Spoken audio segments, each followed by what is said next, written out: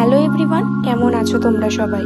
আজ বেশ কয়েক মাস হয়ে গেল আমি কিন্তু আমার চ্যানেলে রেগুলার ভিডিও দিতে পারছি না। তার অন্যতম আর একটা কারণ হলো আমি রিসেন্টলি 5 মাস যাবৎ কলকাতা থেকে দুবাইতে শিফট করেছি আমার জব পারপাসের জন্য। সেহেতু টাইম ম্যানেজমেন্টের জন্য আমি সেইভাবে ভিডিও দিয়ে উঠতে পারছি না। আশা করছি এই ভিডিওর পর থেকে আমি রেগুলার ভিডিও দিতে পারবো। তো চলো আজকের ভিডিওতে আমি তোমাদের সঙ্গে শেয়ার করব যেদিন আমার ডে অফ থাকে আমি সেদিনটা কিভাবে কাটাই। ভিডিও শুরুতে তোমরা দেখলে আমি কিন্তু ঘুম থেকে সকালবেলা উঠে আগে ফ্রেশ হয়ে নিয়েছি, আর তারপর আমি চলে এসেছি আমার ব্রেকফাস্ট বানাতে।